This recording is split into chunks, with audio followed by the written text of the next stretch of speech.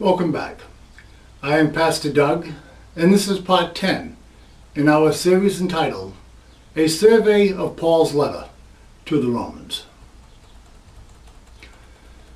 The fallen nature in man is inherently hostile, Romans 8:7, New American Standard Bible, towards God and the things of God, and is open to all the spiritual counterfeits that Satan offers.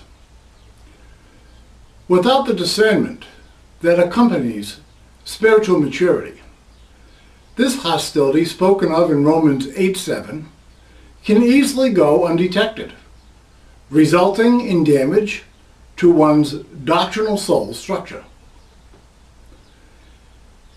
A born-again believer can never be demonically possessed, but scripturally ignorant believers can certainly be demonically influenced, 1 Timothy 4:1, especially by the ones who claim to speak for God, but are wolves in sheep's clothing, Matthew 7:15. This inherent desire to know God and the things of God, Ecclesiastes 3:11, is what God the Holy Spirit, during the dispensation of the church age, appeals to when he presents the gospel message to unbelievers, offering them salvation. Man, using the free will that God gives to each and every soul he creates, chooses to respond or to reject the call of God. This principle of rejecting or responding to the voice of God applies to both the pre-salvation call of the gospel message to be born again and to the post-salvation invitation to develop the mind of Christ, 1 Corinthians 2:16, for the execution of the post-salvation spiritual life.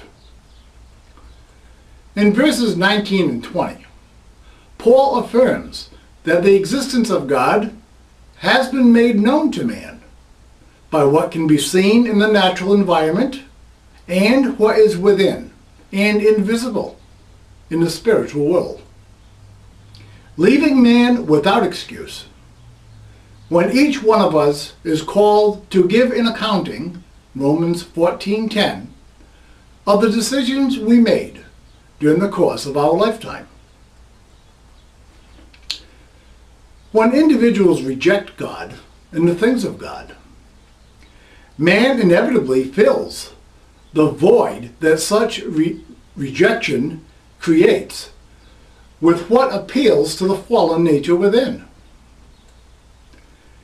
In verse 22, we read that man perceives himself to be wise, but in the process proves himself to be a fool, replacing in their hearts God and the things of God for things real and imagined that appeal to the fallen nature.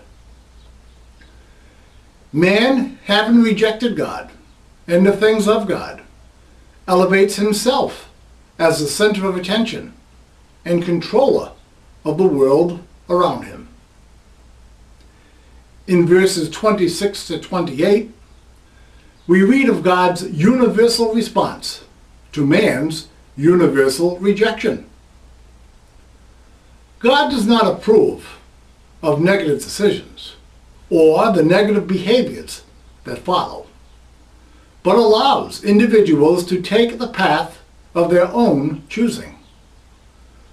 The destructive nature of sin corrupts even the basic natural and spiritual desires and relationships that God had given man for his benefit and for the glory of God. Rejection of God and the things of God corrupts man at his most basic needs and desires, influencing one's emotions and ability to discern moral from immoral behavior.